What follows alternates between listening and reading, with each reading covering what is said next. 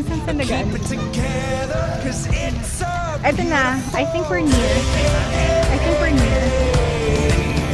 Malapit na yata tayo. Naliligaw kasi kami.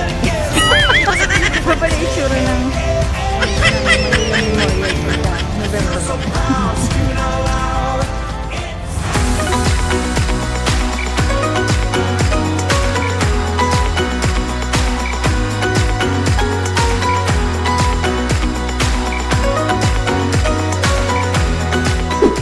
Kumusta mga ka-travel buddies? So, November na. Akalain niyo yun? OMG. Anyway, punta tayo ngayon or visit tayo ngayon sa mga relatives natin who is already with our creator. And this is a scene kung saan ang luwag ng SLEX para pagdating mo dun sa mga cemetery.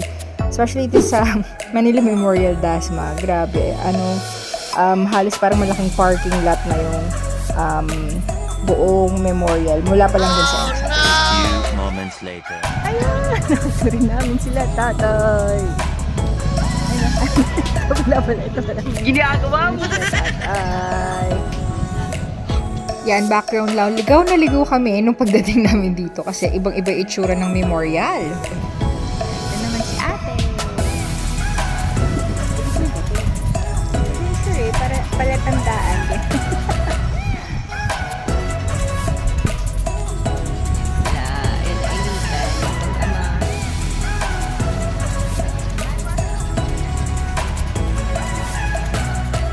Ito naman yung puntod ni ate. 1 hour later. Sa tagal ng traffic, nagutom na kami kaya ito. Pumunta muna kami dito sa isa sa mga na-discover naming little restaurant dito sa Calamba. By the way, change outfit na rin kami dito and inuwi muna namin si Salty. Anyway, ito yung interiors nung restaurant. Very cozy and homey yung feel. Tapos yan, meron din silang little story of how they started. Tapos ito yung favorite ni Cordy dito, yung liempo with pancit. Si Daddy naman umorder nung adobo with rice. Tapos yung isa sa mga specialty nila dito is yung crispy palabok. Ito yung kanilang crispy palabok. So, to prepare this, lalagyan natin ng sauce. Pero bago natin lagyan ng sauce, alisin muna natin yung mga kalamansi. Kasi marinig yung crackling ng crispy.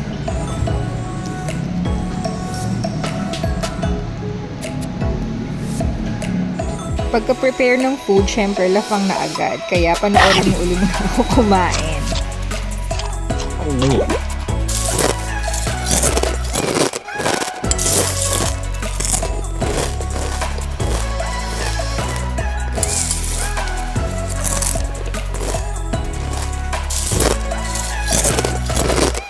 Isa sa mga halo-halo nila, this is the dulce de leche halo-halo. So, ito yung isa ko pa rin favorite dito. Actually, second best halo-halo na natikman.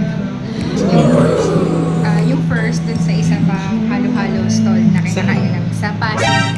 Wala pa ako nakikita ng ibang stall nun. So, pag kami nahanap ako din somewhere malapit sa amin. Hindi. Sorry. Nag-drop name tuloy ako. Anyway, so let's try. Ayan, ito. Hindi ko pa pala siya nalalagyan ng milk. So, lagyan muna natin siya ng milk. Actually, since leche na siya, I feel like hindi na rin siya kailangan ganun karaming milk. Kasi nga, dulce de leche na siya. So, leche means milk. Amazing! Yan, panoorin niyo muna uli akong kumain.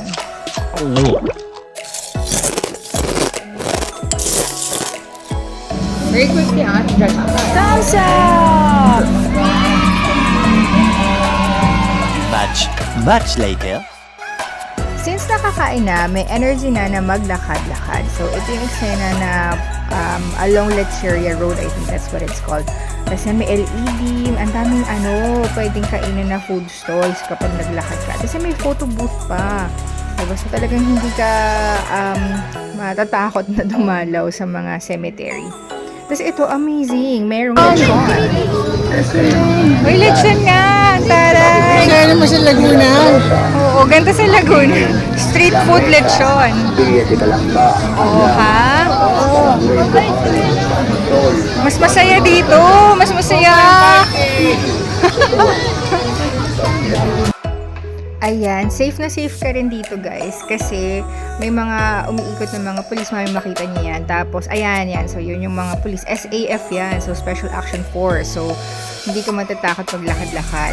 And then, yan, meron silang portalet. Tapos, yung sa medyo hindi makalakad, meron ding e-jeep. Ito, papasok na tayo sa loob ng cemetery kung saan nakalagak ang loved ones naman ni Daddy. So, ayan. I don't know kung marirecall nyo yung eksena from last year. Ito. So, ito yun. Nahanap ko pa yung video. Ayan yung Rizal. Ayan yung puntod ng mga Rizal. Tapos, katabi lang namin yung, or katabi ko lang, hindi namin, yung relatives ni Daddy. Yung puntod nila. If you so remember. Ayan. Yan yung last year. Kami lang ni Daddy nakapunta kasi I think merong something din si Cordy nito. But, ito na rin tayo in present time. Yan si Ate Nina. Siya lang yung naabutan namin. And then, ito si Cordy. And yan. Yan yung puntod nila Mama, Daddy. Ganyan. Tapos, syempre ako magpapa-video op. May attendance check. Charot. Tapos, yan si Daddy. And, syempre, mag-say bye-bye na rin tayo. Oh, and before that, ito lang, papakita lang namin yung magandang scenery ng Mount Makiling from Lecheria. And see you again next time. That's it mga ka-travel buddies. Don't forget to subscribe, like, and share. Bye!